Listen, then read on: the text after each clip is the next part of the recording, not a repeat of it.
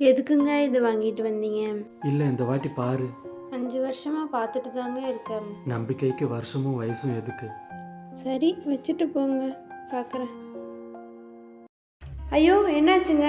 ஒரு மாதிரி இருந்தால் விரதம் இருக்காதீங்க. இல்லை, பரவாயில்ல.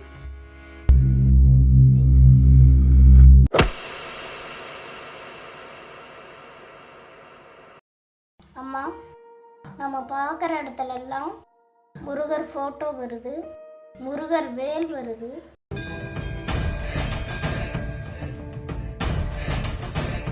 ஆனால் அந்த முருகர் நம்மளை பார்க்க வர மாட்டாராம்மா?